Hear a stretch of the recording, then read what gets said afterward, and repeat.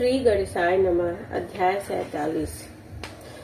परपक्ष के आभूषण से विभूषित शिवा की निराजना कन्यादान के समय वर के साथ सब देवताओं का हिमाचल के घर के आंगन में विराजना तथा वर वधू के द्वारा एक दूसरे का पूजन ब्रह्मा जी कहते हैं नारद। तदंतर गिरिश्रेष्ठ हिमवान ने प्रसन्नता और उत्साह के साथ वेद मंत्रों द्वारा दुर्गा और शिवा का उपासना करवाया। तत्पश्चात गिरिराज की प्रार्थना से श्री विष्णु आदि देवता तथा मुनि कौतूहल पूर्वक उनके घर के भीतर गए। वहां उन्होंने वैदिक और लौकिक आचार का यथार्थ रीति से पालन करके भगवान शिव के दिए हुए आभूषण से देवी शिवा को अलंकृत किया। सखियों और ब्राह्मण की पत्नियों ने पहले पार्वती को स्नान कराया, फिर सब प्रकार से वस्त्राभूषणों द्वारा विभूषित करके उनकी आरती उतारी। तीनों लोकों की जननी महाशैल पुत्री सुंदरी शिवा दिव्य वस्त्राभूषणों से सुसज्जित होकर मन ही मन भगवान शिव की ध्यान करती हुई वहीं बैठी। उस समय उनकी बड़ी शोभा हो रही थी। वह उस अवसर पर दोनों पक्षों में महान आनंददायक उत्सव होने लगा। ब्राह्मणों को शास्त्रोयुक्त रीति से नाना प्रकार का दान दिया गया। अन्य लोगों को भी वहाँ भांति भांति के बहुत से द्रव्य बांटे गए। विशेष उत्सव के साथ गीत और वाद आदि के द्वारा लोगों का मनोरंजन किया गया। तदंतर मैं ब्रह्मा, भगवान विष्णु, इंद्र आदि देवता तथा मुनि ये सब के सब बड़ी प्रसन्नता के साथ सानंद उत्सव मनाते हुए भक्ति भाव से शिवा को प्रणाम कर शिव के चरणाबिंदों के चिंतन पूर्वक हिमाचल की आज्ञा ले अपने अपने स्थान पर चले गए। इसके बाद गर्ग ने कन्यादान का समय जान हिमाचल से श्री शंकर तथा बारातियों को बुलाने के लिए कहा। फिर तो बाजे बजने लगे। हिमाचल के मंत्रियों ने जाकर वर और बारातियों से शीघ्र पधारने के लिए प्रार्थना की। वे बोले, कन्यादान के लिए उचित समय आ गया है, अतः आप लोग शीघ्र मंडप में पधारे। तदंतर भगवान शिव को सुंदर वस्त्राभूषणों से सुसज्जित करके वृषभ की पीठ पर बिठाया गया और जब बोलते हुए सब लोग चले।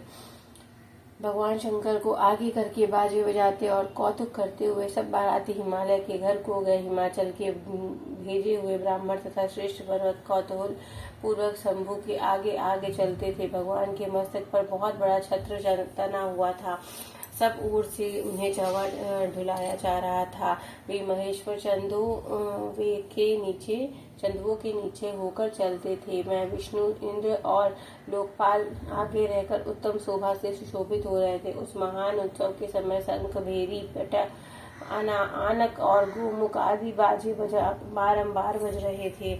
इन सब के साथ जगत के एकमात्र जीव बंधु भगवान शिव परमेश्वर रोचित तेज से संपन्न हो यात्रा कर रहे थे। उस समय समस्त देवेश्वर उनकी सेवा में उपस्थित हो बड़े हर्षोल्लास के साथ उन पर फूलों की वर्षा करते थे। इस प्रकार पूजित और बहुत सी स्तुतियों द्वारा प्रशंसित हो परमेश्वर शिव ने यज्ञ मंडप में प्रवेश किया। वहां श्रेष्ठ पर्वतों ने शिव को वृषभ से उतारा और महान उत्सव के साथ प्रेम पूर्वक उन्हें घर के भीतर ले गए।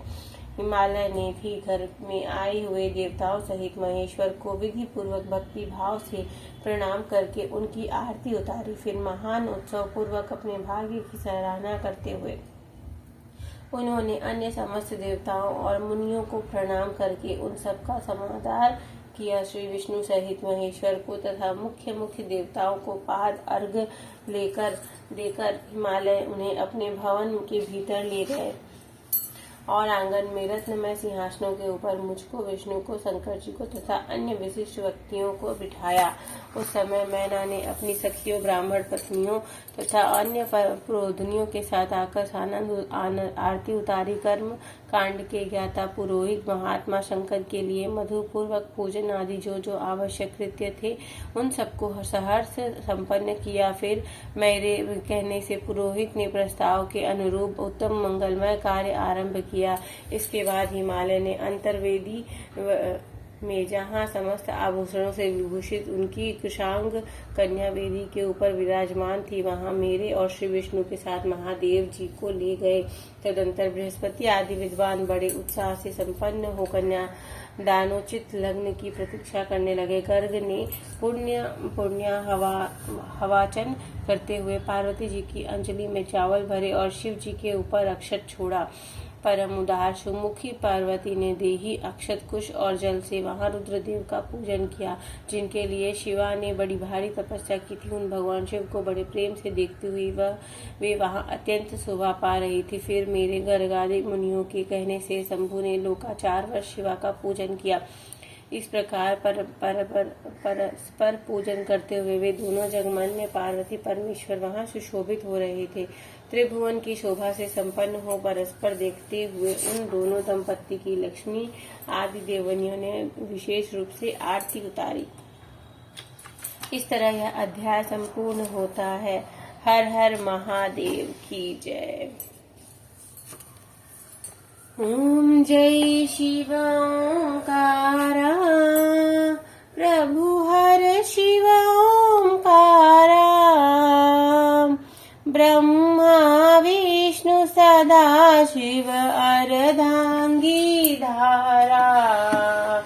ओम जय शिव ओंकारा, एकानन चतुरानन पंचानन राजे, अंसासन गरुणासन वृषवाहन साजे।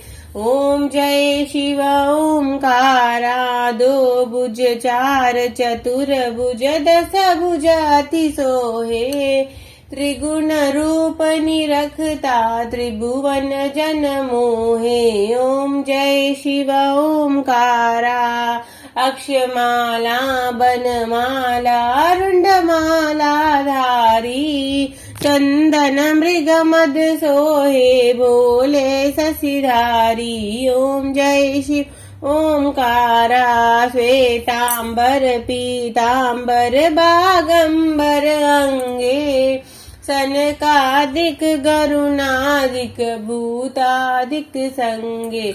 ओम जय शिव ओंकारा, करके मध्य कमंडलु चक्र त्रिशूल धरता, जग करता जग भरता जग संहार करता। ओम जय शिव ओंकारा, ब्रह्मा विष्णु सदा शिव जानत अविवेका, प्रणवाक्षर मध्य ये तीनों एका। ओम जय शिव ओंकारा, काशी में विश्वनाथ विराजत नंदी ब्रह्मचारी, नित्य उठी भोग लगावत महिमा अति भारी। ओम जय शिव ओंकारा, त्रिगुण शिव जी की आरती जो कोई नर गावे, कहत शिवानंद स्वामी मन वांछित फल पावे। ओम जय शिव ओंकारा, बोलो हर हर महादेव की जय, पार्वती पते की जय, शिव शंभू की जय।